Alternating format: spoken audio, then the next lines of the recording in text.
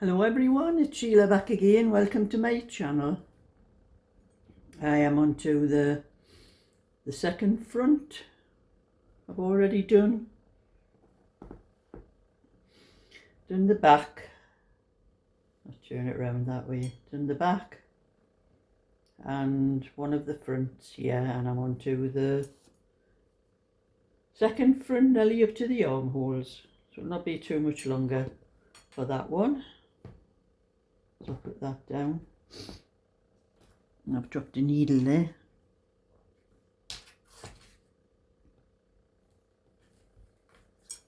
Yeah. I think I'm dropping everything. I've got that much on this settee. I'm moving things and everything's dropping on the floor.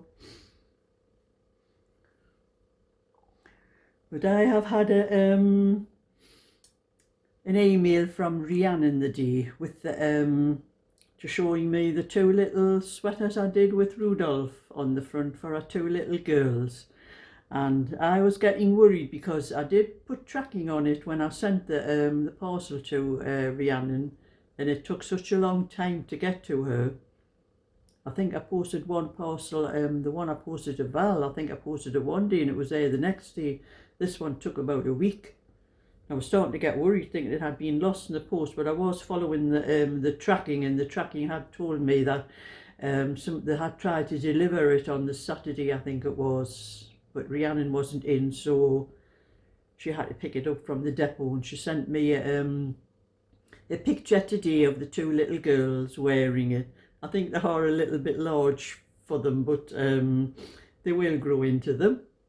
So I'm going to show you the photos that Rhiannon sent to me.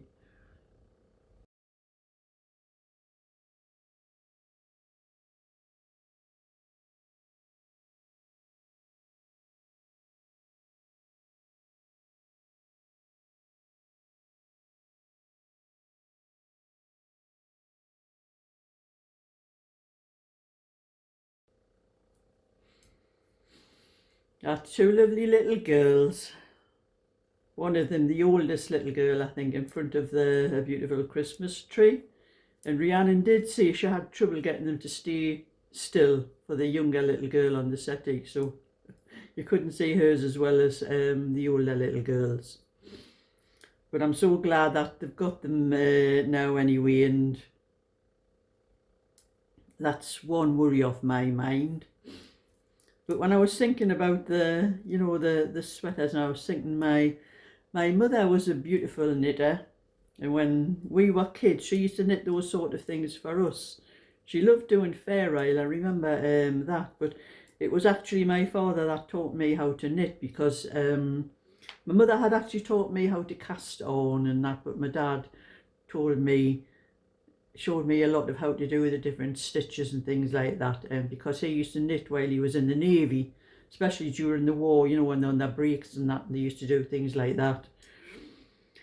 But at the time when my father taught me how to knit, my father was a steel erector, and he'd had an accident on one of the buildings he was working on. He had slipped on the roof and fell, and he fell off the roof, so he was laid up for quite a while recovering from that accident. And I remember I was probably about 5 or 6 at the time, where I do remember. So my mother had to go out to work, because in those days you didn't get the same kind of money from the government when you were on the sick and things like that, like what you get these days. So my mother, being a dressmaker, well, she called herself a tailoress, which I suppose she probably was, because she worked for Isaac Walton's, the man's shop in Newcastle. She used to do alterations for the suits, the men's suits and that, and that's what she did while my father was out of work on the sick. But my dad, I'm seeing my dad did teach me a lot to do with knitting and that, and but I do remember some of the things my mum used to knit. She used to love doing Fair Isle and like little pictures on things and that, and she used to do them for my kids when they were little. You know, I remember doing like sweaters with like, you know, the soldiers going across the front, you know, those tin soldier things going across the front and things like that she used to do. But my mother, I remember when I was about 8 or 10, something like that, she got this sewn box, and it was one of those ones, it was a concertina one, and you opened it up like that, and there was all compartments in where you opened it up. And I loved that sewn box. And my mother used to say when I was a kid, she used to say if anything ever happened to her, she says the sewn box is yours. And that was years and years ago, and well, when my mother did pass, it was 2002, I think. I'd forgotten all about it, actually. I used to see it whenever I went to my mother's and that, but I never thought anything of it. Well, maybe in the middle daughter, there was 3 of us. My older sister was the one who sorted everything out. Never thought anything of it, but I went to my younger sister, Linda. I went to her house one day and I saw the sewn box was there. And that reminded me what my mum had said. And Linda said to me, she says, well, Eleanor gave it to me. Eleanor was my older sister. She says she gave it to me because she didn't want it. I don't want it either. I'm going to throw it out. And I says, you're not going to throw it out. Says, my mum promised that to me. I want that. So I got it off Linda. She gave it to me, and I'm going to show you the sewn box now. Oh, this was the sewn box that belonged to my mother. She did tell me when I was a child, I loved this sewn box. I was always looking inside it and seeing what she had in, and she always said that I could have it one day when she was no longer around. And as you can see, it's top here. There's a lot of bobbins in that side, and a lot of those bobbins actually belong to my mother. A lot more on this side. I think most of them on this side are what I've put in myself. But all these bobbins, these ones like this were all my mother's, because she was a dressmaker. She did a lot of sewn and that. And then this opens up. And there's a compartment here, and there's lots of things in there. There's pins. I keep in here pins, buttons, more buttons. There was some elastic in there. Oh, it's loose, I think. I'll have to put that back in. Elastic. My little cards I send out with my orders. Sheila's Crafty, that's what it says on there. I think that was something sent to me by Jan. Velcro. I have small bobbins and odd bits of material in here, and more bobbins and more elastic and little holders, you know, little stitch thingies for holding your stitches. More buttons. Just odd bits. I even got a bulldog clip here. That was my mother's. Don't know what she used to have that, but she had things clipped on it. That's sort of what's in that side. I'll have to lift that lid up to open this side. And more things in here. Buttons. Of all sorts of buttons. Little bits of buttons here. Tiny little ones. Some of them were my mother's. Box of buttons here. All different buttons. Top and bottom. Box of pins. Things for making pom-poms with, but I've got one of those proper little machine things for making pom-poms with now. And I've got some buttons in there. More buttons down here. More boxes. 2 boxes there. Bits of material, odd bits of curtain material. Never throw things like that away. They always come in handy. Stuff here. Stuff I've even forgotten I've had, actually. So that's an empty box. I can probably put buttons in that one.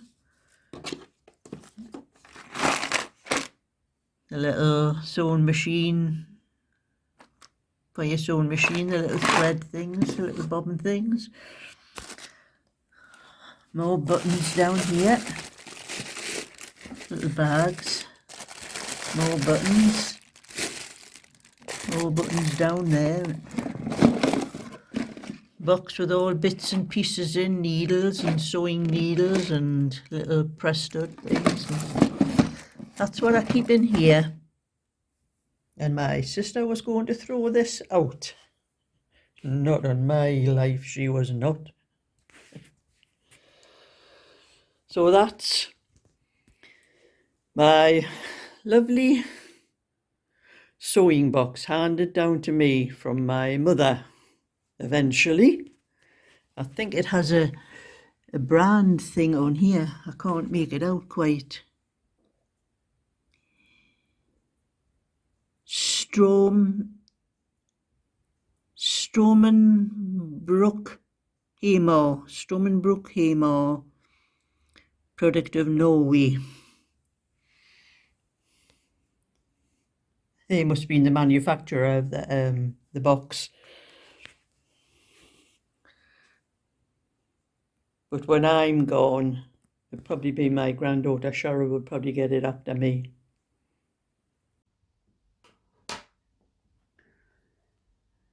And that was my mother's sewing box that I now have. So I know it must be about, if I was 10 when she got it, as I'm 76 now, so it must be at least 65 years old, that sewing box. And by the time I pass and whoever it goes to, it'll probably be an antique by that time. But I love that sewing box. I would never part with it. I don't know why my sister didn't want it, but my older sister had all say of whatever was left, but she mustn't have thought I wanted it. And my younger sister Linda, she must have, I think she had things like that because she was an upholsteress in her working life, so she probably had all the things she needed like that. So I was the only one, nobody thought that I might want it. And I'm glad I was there that day when I saw my sister hadn't had it very long, but she said she was just going to throw it out. And I got really annoyed when she said that. So anyway, I am getting on with the rest of my knitting and hopefully get this finished. I'm not sure whether I'll have it done by Thursday, but I can always pop up another day before the Christmas. But I don't think my other friend really wanted it for Christmas, because I'd already done one for her with a little cardigan and the little hat to go with it. So I have had to go with this as well. So it's going to take a little bit longer, and then I have a navy one to do after this.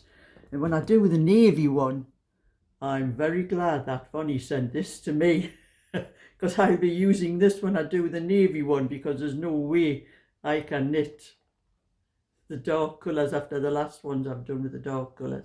This is going to come in very handy. I have used this now and again. Actually, I didn't bother putting the light on in my living room one time. I just sat with this and was knitting with it, and it come in handy. But I don't want to waste the battery like that. But anyway, that's just a little bit for today. So I'm getting on with my knitting. So thumbs up and subscribe, and I'll catch you all another time. So bye for now.